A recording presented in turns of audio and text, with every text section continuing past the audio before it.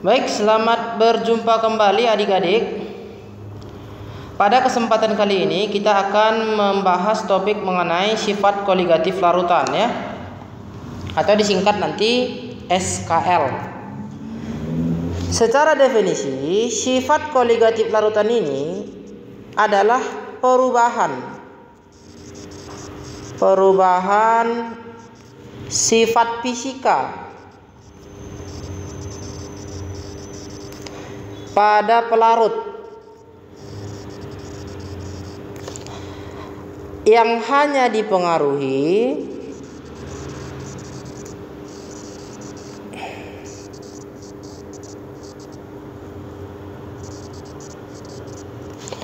oleh jumlah daripada zat terlarut,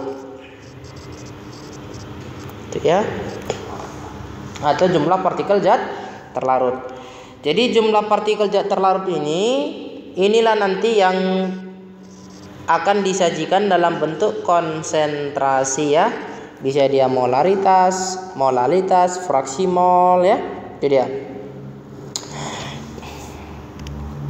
Sifat koligatif larutan ini dibedakan menjadi dua. Ada nanti dia sifat koligatif larutan untuk larutan yang bersifat non elektrolit. Kemudian ada yang bersifat elektrolit. Kenapa dibedakan menjadi dua? Karena antara non elektrolit dan elektrolit ini memiliki jumlah daripada partikel zat terlarutnya berbeda. Partikel zat terlarutnya berbeda. Sebab kalau larutan elektrolit dia akan mengalami ionisasi sehingga menghasilkan jumlah ion yang lebih banyak atau partikel yang lebih banyak. Sedangkan untuk yang non elektrolit dia tidak mengalami ionisasi. Jadi kita bedakan menjadi dua. Yang pertama, kita akan membahas sifat koligatif larutan untuk larutan non elektrolit.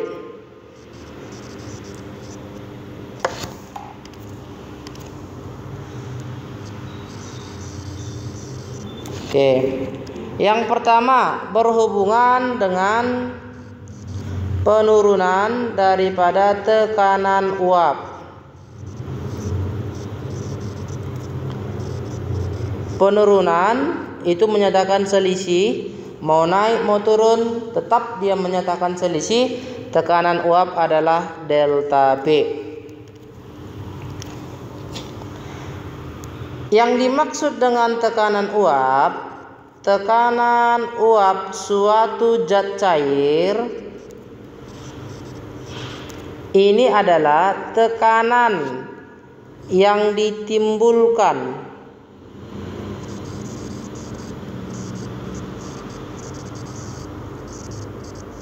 oleh uap daripada zat cair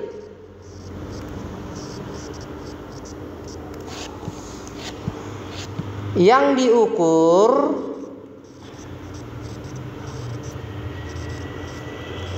pada kondisi setimbang dan pengukurannya nanti dek itu harus pada ruang tertutup.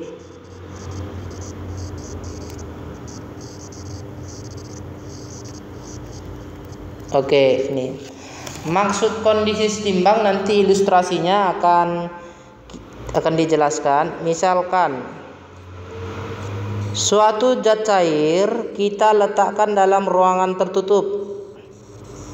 Nah, ini dia.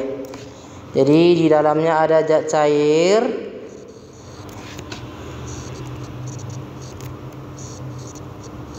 Oke.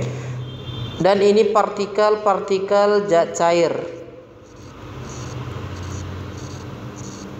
Zat cairnya nanti misalkan kita anggap saja dia contohnya adalah air. Pada awal berada dalam ruang tertutup ini, maka jumlah uap yang terbentuk itu akan sedikit, ya kan, masih sedikit dia yang terbentuk uapnya. Kemudian pada akhir nanti maka akan diperoleh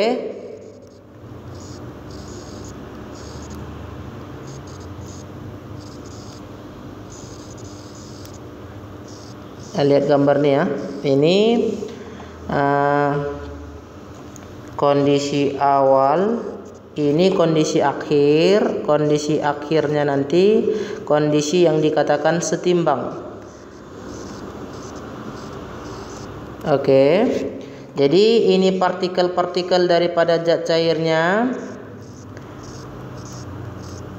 Ingat adik-adik bahwa zat cair ada kecenderungan sifatnya untuk menguap. Begitu juga sebaliknya, uap ada sifatnya untuk mengembun. Jadi zat cair bisa ada sifatnya untuk menguap, dan uap ada sifat kecenderungannya untuk mengembun. Jadi ketika nanti uap yang terbentuk, nah ini dia, laju pembentukan uap sama dengan laju pengembunan. Nah ini, kalau kita perhatikan ya, sama ya, jumlah uap yang terbentuk sama uap yang mengembun. Maka inilah yang dikatakan dengan kondisi setimbang. Laju penguapan pembentukan uap sama dengan laju pengembunan. Inilah kondisi setimbang. Pada saat sudah setimbang, maka inilah yang kita sebut nanti tekanan uap daripada suatu zat cair. Jadi untuk mengukur tekanan uap zat cair, dia harus dalam keadaan setimbang ya. Kemudian faktor-faktor yang mempengaruhi daripada tekanan uap. Tekanan uap itu nanti dipengaruhi. Yang pertama, bisa dia dipengaruhi suhu. Nih, kalau suhu pengukuran suhunya besar, ini menyebabkan zat cairnya mudah menguap. Suhu tinggi ya, zat cair itu mudah menguap. Kalau dia mudah menguap, maka tekanan uapnya besar. Tekanan uap zat cairnya besar. Kalau suhu pengukurannya nanti dilakukan pada suhu rendah, makanya zat cairnya jadi sukar menguap. Kalau dia sukar menguap, maka tekanan uap yang diperoleh nanti itu jadi kecil. Nih. Jadi tekanan uap dipengaruhi oleh suhu. Kemudian yang kedua, ada jenis zat. Ada nanti zat yang termasuk dia sifatnya mudah menguap. Contoh alkohol ya, itu mudah menguap. Kalau dia mudah menguap, maka tekanan uapnya besar. Kemudian ada nanti zat yang sukar menguap, maka tekanan uapnya jadi kecil ya. Itulah faktor yang mempengaruhi tekanan uap. Kemudian yang berikutnya, jika ke dalam si zat cair, zat cairnya nanti di sini kita buat dia atau kita anggap dia sebagai pelarut.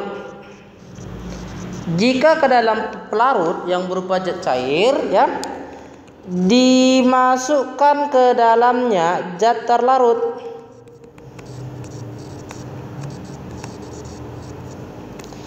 Zat terlarut yang kita gunakan nanti di sini adalah zat terlarut yang sukar menguap ya.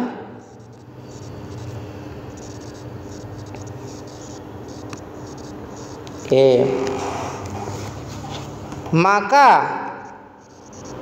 akibat yang ditimbulkan yang pertama, zat terlarut akan menyebar ke seluruh bagian daripada zat cairnya atau pelarutnya, termasuk ke permukaan pelarut.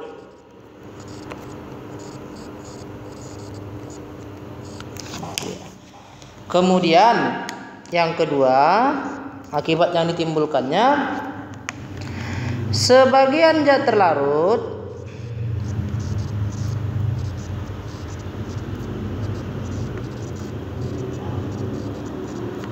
yang berada di permukaan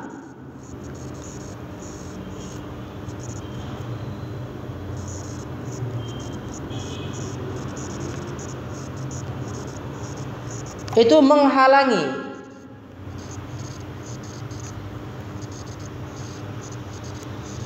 menghalangi pelarut untuk menguap, sehingga hal inilah nanti yang menyebabkan pelarut akan semakin sukar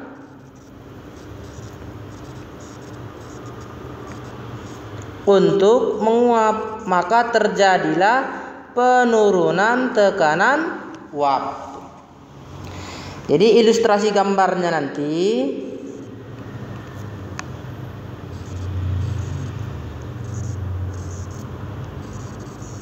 ini dia. Ada wadah yang hanya terdiri dari pelarut saja. Jadi ini molekul-molekul pelarutnya ya. Kemudian ke dalam wadah yang berisi pelarut kita tambah zat terlarut. Maka zat terlarut nanti akan menyebar ke seluruh bagian pelarut, termasuk ke dalam permukaannya. Jadi seperti ini nanti. Udah ada zat terlarutnya.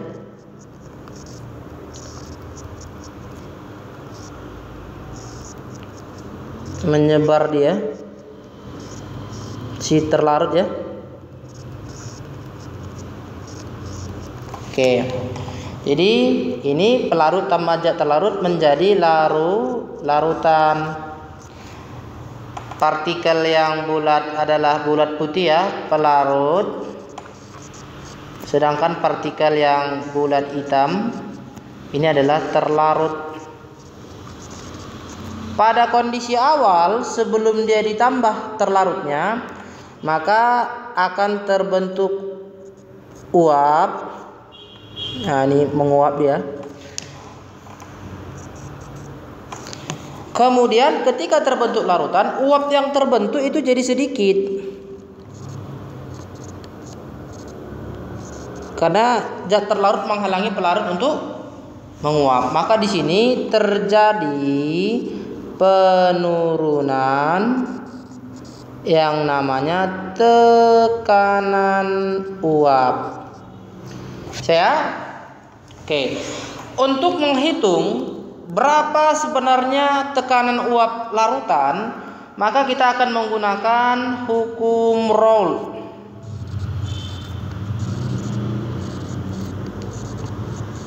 Di mana hukum Raoultnya nanti secara matematika dapat dituliskan, tekanan uap larutan akan sama nilainya dengan fraksi mol si pelarut kita kalikan dengan tekanan uap pelarut murni.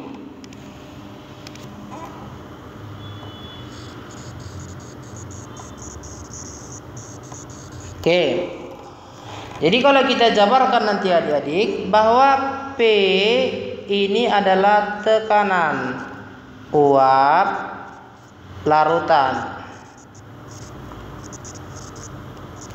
Sedangkan XP itu adalah fraksi mol si pelarut. P0, P juga menyatakan tekanan, tapi tekanan uap 0 itu untuk pelarut. Oke. Kalau rumus ini nanti kita jabarkan, maka akan kita peroleh nanti rumus P sama dengan XP itu adalah NP kita bagikan dengan NT tambah NP kita kalikan dengan P0 ya. Oke. Sementara kalau dalam soal ditanya nanti berapa penurunan tekanan uapnya. Penurunan tekanan uapnya nanti ini akan dapat kita peroleh dengan cara mengurangkan tekanan uap pelarut kurang tekanan uap larutan. Oke, kalau rumus ini nanti kita otak-atik, maka akan diperoleh delta P sama dengan P0 dikurang. Masukkan hukum Raoult tadi untuk mencari P. Maka rumusnya adalah XP dikali P0. Nih. Kemudian ingat bahwa XT ditambahkan dengan XP hasilnya akan sama dengan 1. Dengan rumus ini ya. Sehingga nanti kalau kita jabarkan nanti XP sama dengan 1 dikurang XT ya. Jadi rumus yang ini bisa nanti delta P sama dengan P0 dikurang. Gantikan 1 dikurang XT kita kalikan dengan P0. Jadi ini nanti kita kali, ini kita kali ya. Maka diperoleh delta P sama dengan P0 kurang P0 ya kan? Kemudian minus-minus jadi tambah. P0 kali XT adalah XT dikali P0. Ini saling menghabiskan. Maka rumus untuk menentukan berapa nilai delta P sama dengan XT dikali P0. Ini dia rumusnya. Oke. Delta P itu menyatakan penurunan tekanan uap. Kemudian XT fraksi mol tapi terlarut.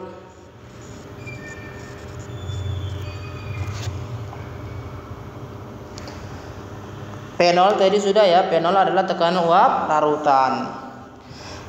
Kalau ini kita jabarkan maka nanti delta P rumusnya sama dengan NT per NT tambah NP kita kalikan dengan P0 nya. Itu dia.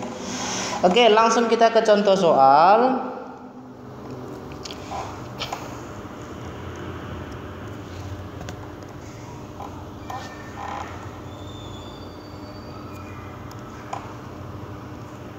Oke. Coba perhatikan soal ini. Sebanyak 6 gram urea dicampurkan dengan 20 gram air. Urea campur air. Maka urea nanti adalah sebagai zat terlarut, air sebagai pelarut ya. Jika tekanan uap air pada suhu tersebut sama dengan 32 mm air raksa, maka tekanan uap jenuh larutan. Maka yang kita buat pertama diketahui adalah gram terlarut 6 gram, di mana nanti MR-nya sama dengan 60, gram pelarut sama dengan 27 gram, di mana mR pelarutnya ada 18. Kemudian tekanan uap air adalah pelarut, P0 ya, jadi 32 mm air raksa. Yang ditanya adalah tekanan larutan, P ya. Maka langsung kita gunakan hukum Rolle. P sama dengan XP dikali P0 sama dengan NP, kita bagikan dengan NT tambah NP dikali P0. Jadi sama dengan NP-nya itu, ini mol pelarut, mol terlarut ya. Mol sama dengan gram per mR. Gramnya 27 pelarut, mR-nya ada 18. Kita bagikan 27 dibagi 18 tambah ini pelarut ya. NT-nya 6 dibagi dengan 60 nih. Kita kalikan dengan P0-nya 32 ya. Sehingga nanti tekanan uap larutan 27 bagi 18 sama-sama kita bagi 9, 3 di bawah 2 berarti 1,5. 1,5 dibagi 1,5 tambah 0,1 kita kali 32. Ini kita jumlahkan 1,6 ya. 1,6 habis dengan yang 32 diperoleh nanti 20. Maka P-nya sama dengan 1,5 kali 20, hasilnya adalah 30 mm air raksa. Jadi jawabannya ayam. Soal yang berikutnya.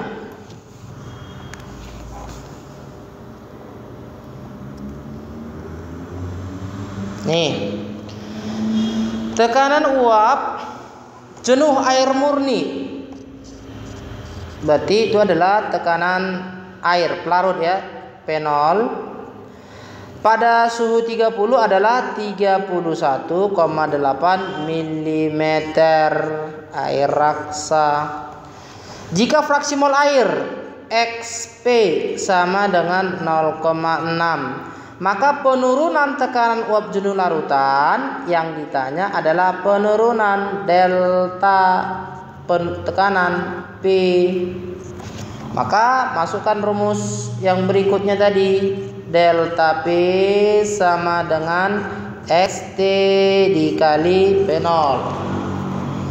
Maka delta P sama dengan 1 dikurang XP dikali dengan P0. Maka delta P sama dengan 1 kurang 0,6 kita kalikan dengan P0-nya. P0-nya adalah 31,8. Maka 0,4 kita kalikan 31,8, hasilnya nanti adalah 12,72 mm air raksa. Jadi jawabannya adalah C. Kita lanjut sifat koligatif larutan yang kedua, berhubungan dengan penurunan titik beku.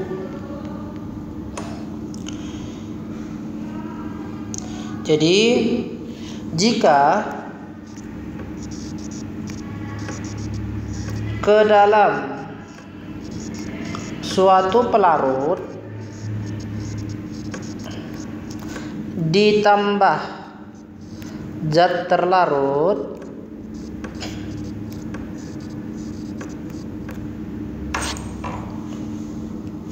yang sukar menguap,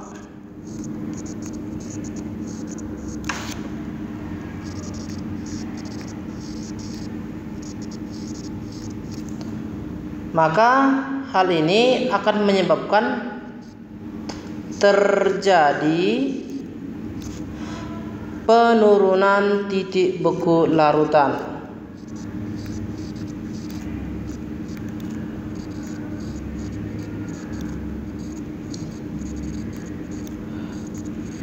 Hal ini terjadi adanya zat terlarut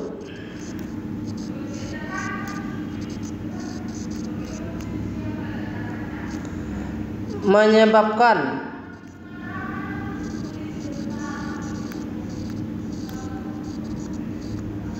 pelarut atau larutan lah ya menjadi sukar untuk membeku.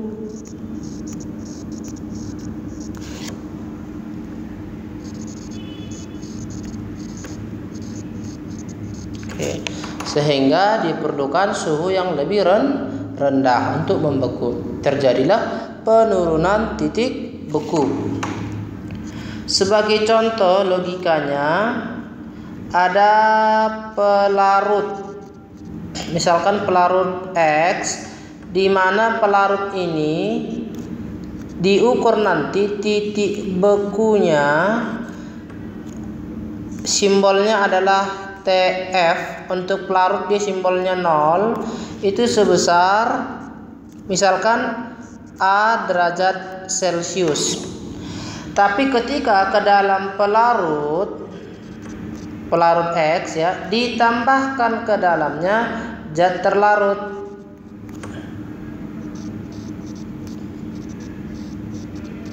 maka hal ini akan menyebabkan titik beku larutan, simbolnya nanti TF ya, pasti lebih rendah daripada si A. Makanya terjadi penurunan titik beku ya.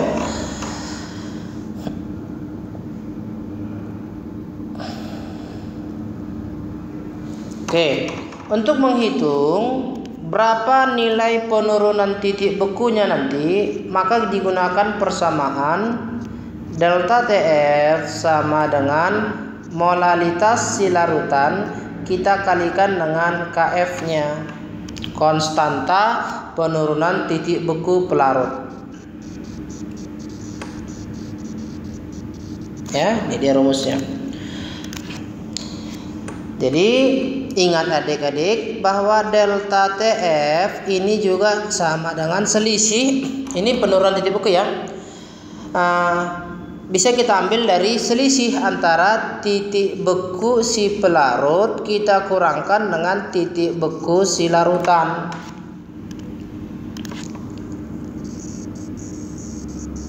Oke, ini dia. Jadi keterangannya nanti delta TF itu penurunan titik beku, M ini adalah molalitas larutan,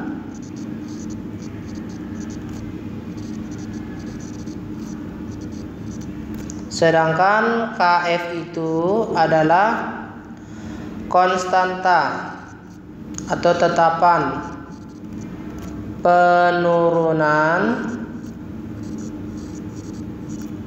titik beku daripada pelarut. Satuannya nanti adalah derajat Celcius per molal ya. Ini dia.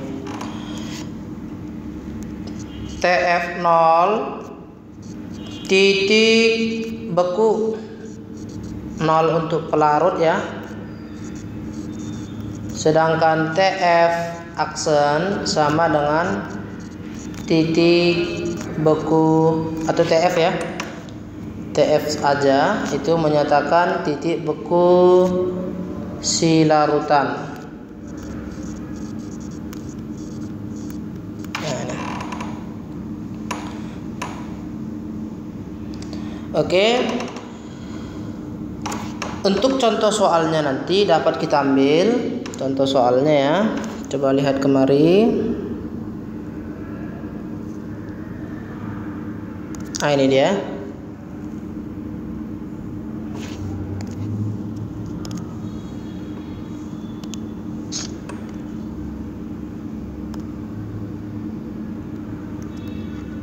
Oke, coba lihat ini ya.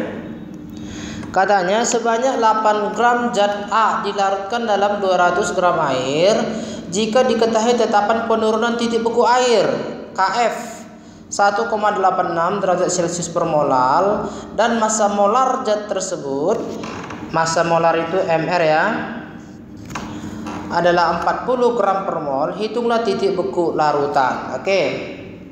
Maka yang pertama kita buat dulu apa yang diketahui.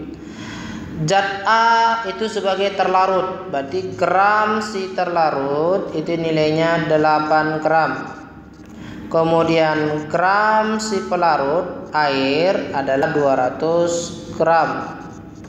Kemudian ada KF daripada si air sebagai pelarut 1,86.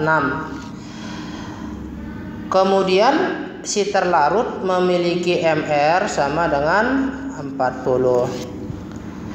Maka yang ditanya adalah hitunglah titik beku larutan TF ya. Maka yang pertama kita cari dulu berapa nilai penurunan titik bekunya. Maka delta TF sesuai dengan rumus kita, molalitas dikalikan dengan konstantanya. Jadi delta TF sama dengan molalitas itu gram per mR ya, 8 per mR nya 40 kita kalikan dengan 1000 dibagi dengan gram pelarutnya. Pelarutnya ada 200, kita kalikan dengan KF nya 1,86. Jadi delta TF nya nanti bisa kita peroleh 1000 bagi 200 habis 5 ya. Kemudian 8 per 40 dibawah 5 ya. Maka delta TF nya adalah 5 kali 1,86 dibagi 5 habis ya. Maka 1,86. Inilah penurunan titik beku. Maka kita jabarkan lagi, delta TF sama dengan TF0 kurang TF. Ingat untuk air titik bekunya nanti, untuk air TF0 sama dengan 0 derajat Celcius. Jadi delta TF-nya adalah 1,86 sama dengan 0 dikurang TF. Sehingga pindah nanti ke ruas kiri, TF sama dengan 0 dikurang 1,86. Diperoleh hasilnya minus 1,86 derajat Celcius. Jadi inilah titik beku larutan. Ini jawabannya minus 1,86. Jadi inilah salah satu contoh perhitungan titik beku larutan yang bersifat non-elektrolit. Kemudian yang ketiga, ada dia kenaikan titik didih.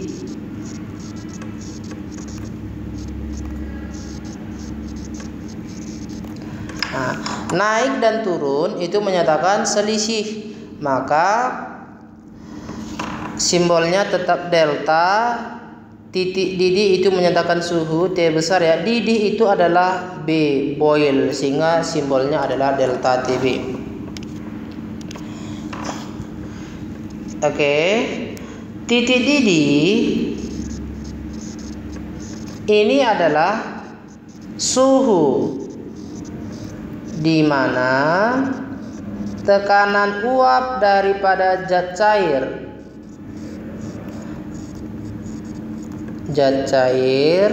sama dengan tekanan uap udara di sekitarnya. Oke. Sebagai contoh, air sebagai zat cair, dia mendidih pada suhu 100 derajat Celcius. Karena pada suhu 100 inilah nanti dia diperoleh tekanan uap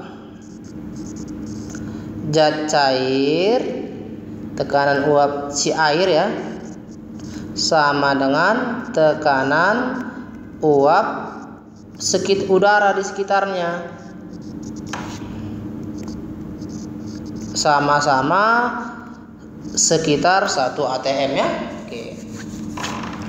Kemudian yang berikutnya, jika ke dalam pelarut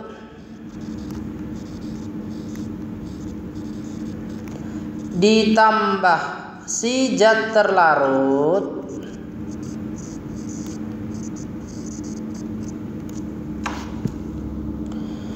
maka ini menyebabkan pelarut semakin sukar untuk mendidih.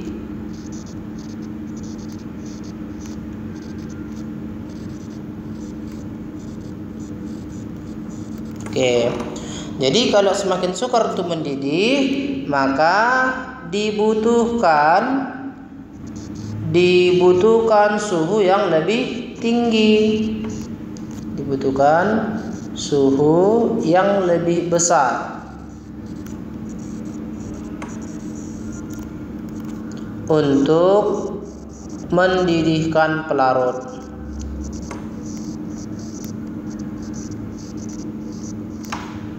Intinya, walaupun nanti zat terlarut ditambahkan dengan pelarut, yang tetap akan mendidih itu sebenarnya pelarut ya. Walaupun konteksnya sudah dalam keadaan larutan. Oke ya, itu dia. Maka untuk menghitung nanti berapa besar kenaikan titik didihnya, maka rumusnya adalah delta TB sama dengan molalitas larutan dikali dengan KB-nya, nilai rumusnya.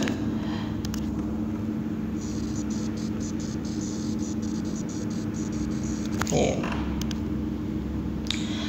Kalau kita ambil keterangan delta TB ini kenaikan titik didih ya, kenaikan titik didih si larutan derajat Celcius. M itu menyatakan molalitas larutan. K itu konstanta kenaikan titik didih pelarut. Derajat satuannya nanti adalah derajat Celcius per molal ya. Kalau kita jabarkan nanti, maka bisa juga delta TB sama dengan titik beku larutan dikurang titik beku pelarut. Jadi TB ini untuk titik didih larutan, TB0 ini adalah titik didih pelarut.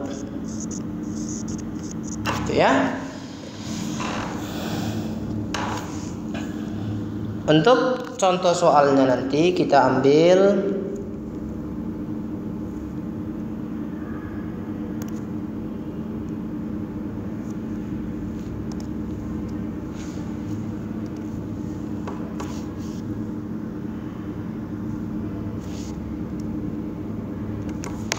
Oke, ini contoh soalnya ya.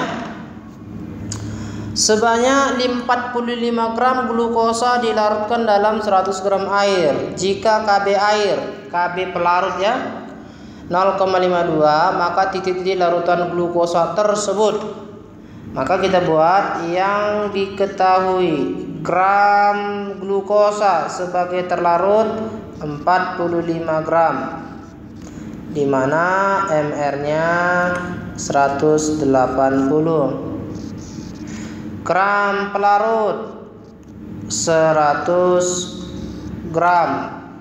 Kemudian konstanta kenaikan titik didih air 0,52. Maka titik didih larutan yang ditanya adalah titik didih TB larutan.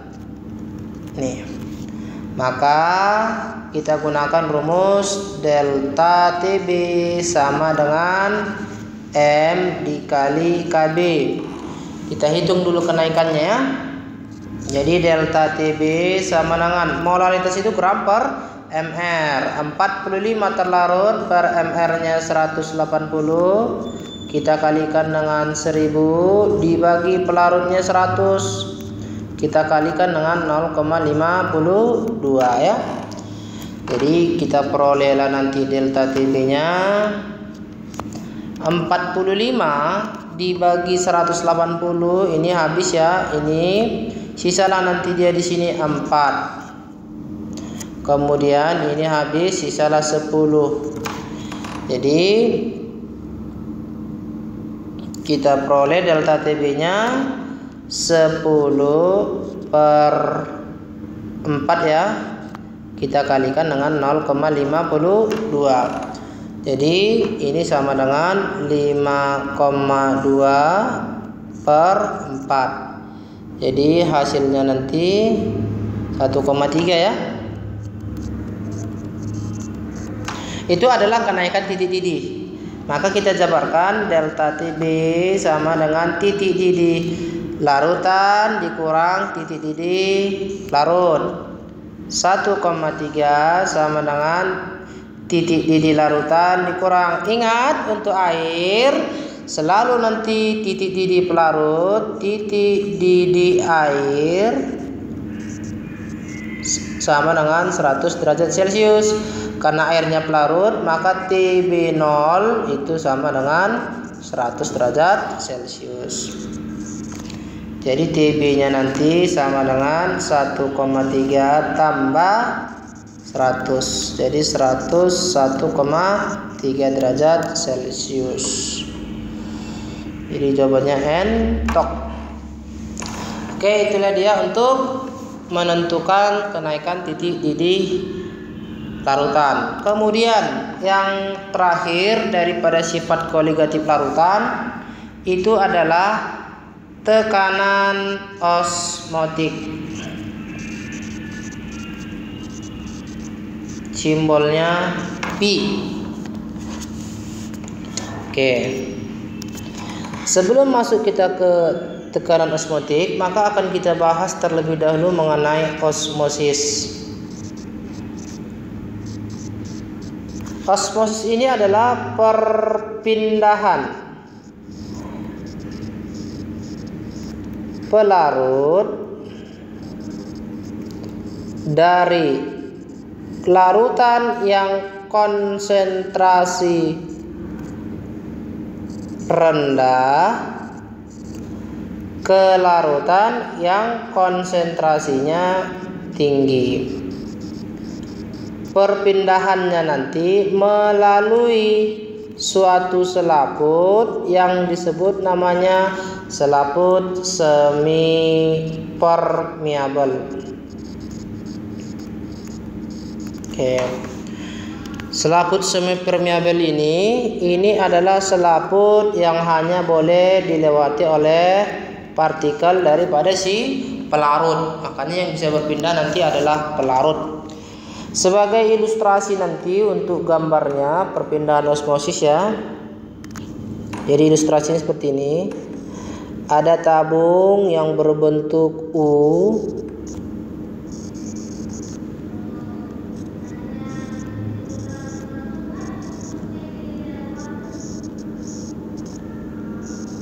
Nih. Kemudian di tengah-tengahnya kita pisahkan dengan selaput semi permeable. Di larutan di sebelah kiri tabung kita letakkan larutan gula misalkan ya. Di sebelah kanan kita letakkan air.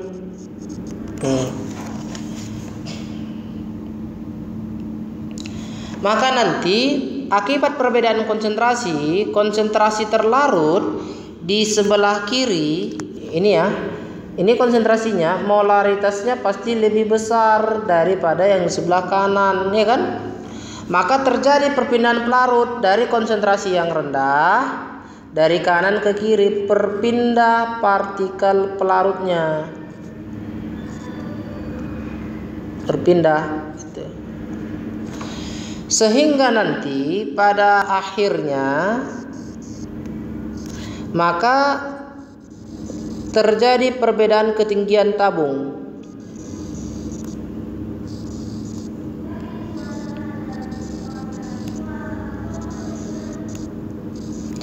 Karena bertambah dia ke sebelah kiri, maka yang sebelah kiri jadi naik dia volumenya.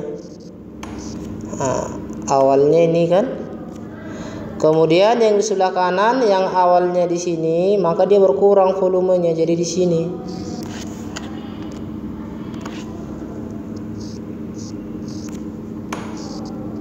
Nah, nih terjadi perbedaan ketinggian. Jadi di sini ada ketinggian sebesar H ya. Jadi inilah kondisi awal, ini kondisi akhir. Oke. Jika pada larutan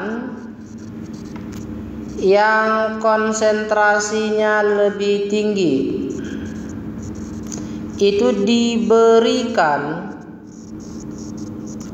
tekanan agar perpindahan daripada pelarut dapat berhenti,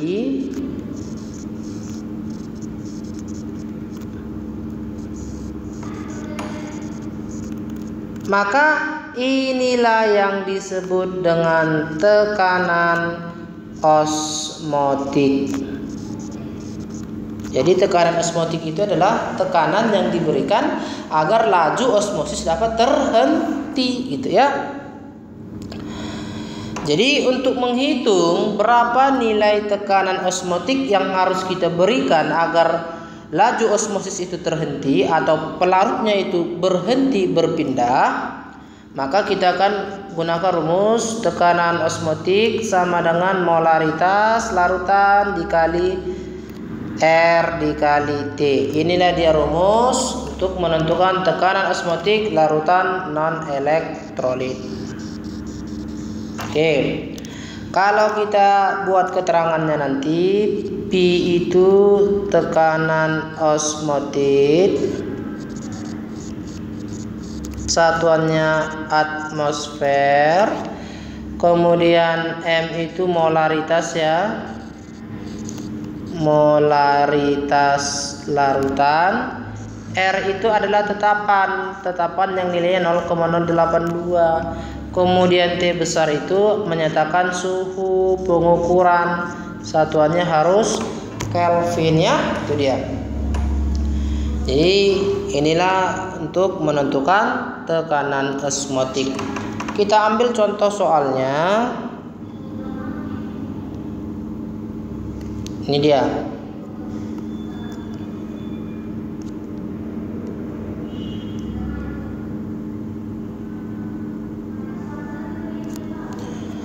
Sebanyak 18 gram glukosa dilarutkan dalam air sehingga volumenya menjadi 250 ml. Hitunglah tekanan osmotik larutan tersebut pada suhu 27 derajat Celcius.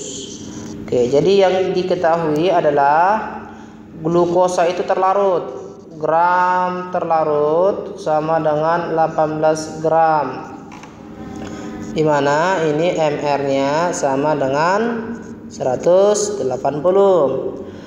Volume larutan itu katanya menjadi 280 ml. Suhu pengukuran itu pada 27 derajat Celcius atau sama dengan 27 tambah 273 jadi 300 Kelvin. Yang ditanya adalah tekanan osmotiknya berapa. Maka kita buat penyelesaiannya. Tekanan osmotik sama dengan molaritas dikali R dikali dengan T-nya. Jadi P sama dengan molaritas itu rumusnya gram per larut dibagikan dengan MR-nya kali 1000 dibagikan dengan volume larutan satuan mililiter. Kita kali dengan R, kita kali dengan T. Maka dapatlah P-nya gramnya dari 18 per MR-nya 180 dikali 1000 per volume larutan 250. Kita kali R, kita kali T-nya 300 Kelvin. Jadi ini bisa mati ya. Di bawah sisa 10 mati, di sini 4. Maka kita buatlah Pi sama dengan 4 dikali 0,082 kita kali 300 per 10. Maka Pi-nya nanti kalau kita hitung matematikanya ya,